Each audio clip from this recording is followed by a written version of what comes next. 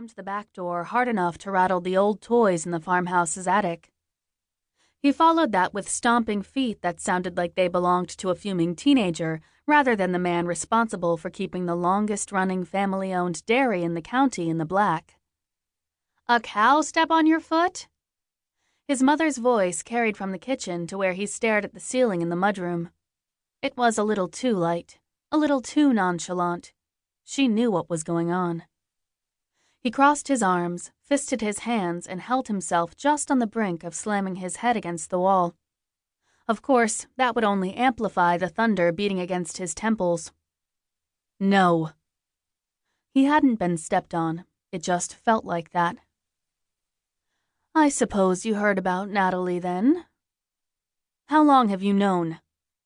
He nearly bit his tongue off. The traitor.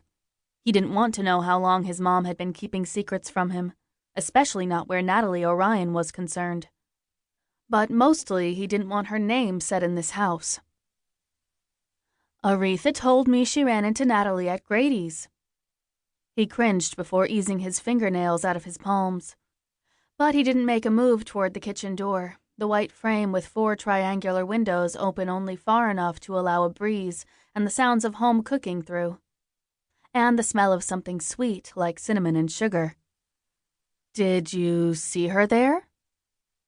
The question poked to life the image of Natalie's freckled face and the halo of red curls that swished around her shoulders.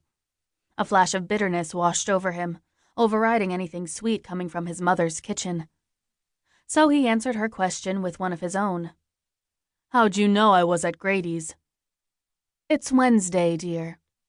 Of course, because his life was completely predictable. "Did you know she was coming back?" Something slapped against the side of a plastic bowl, and her pause spoke volumes. Maybe she was a traitor. "I'd heard a murmur." "You mean a rumor?" "I wouldn't call it that." She might not, but the rest of the town would. Natalie most certainly would. At least, the Natalie he'd known so many years before.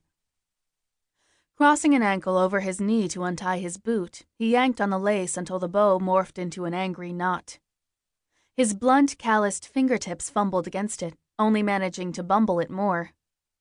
Hopping on one foot, he thudded a shoulder against the whitewashed board wall and bounced against the cement basin. Pain shot through his hip and up his side, and he groaned as he leaned against the work sink. "You okay in there?" His mom appeared at the open door, her face only just making the turn around the corner. Lowering his still booted foot to the floor, he looked up at her. He must have looked more rotten than he felt, because her features immediately wilted like a dried-up tulip.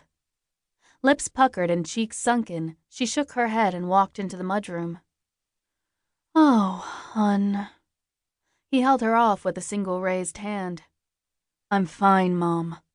The words didn't even waver, and he took more than a little pleasure in salvaging his dignity, whatever was left of it anyway. She looked so pretty, her hair as red as Anne's ever was. His eyes snapped back to his mom's face, and the chagrined smile that played across her lips told him everything she hadn't said aloud. But it did little to heal the hole in his back where she had certainly stabbed him. "When did you see her?" She crossed her arms over her midsection, poking out one hip and cocking her head to the side. "Not that it matters."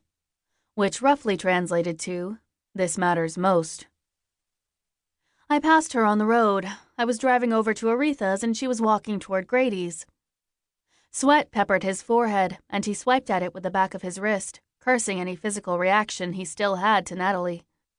"And you couldn't take a minute to warn me?" "Well, I didn't know exactly when you'd be there." "You didn't guess that it would be the same time I always go to Grady's on Wednesdays? Or the same time I always break for lunch?" He bit off the last word, trying to stem the bitterness that sprang up with each syllable. "It's not like Harrison sends me your schedule." He snorted. "I wouldn't put it past him." Undoubtedly, the man had a knack for making his mom happy. "He'd rat me out faster than you could smile in his general direction." A pink blush crept along her cheeks, but she rolled her eyes and pressed her hands to her.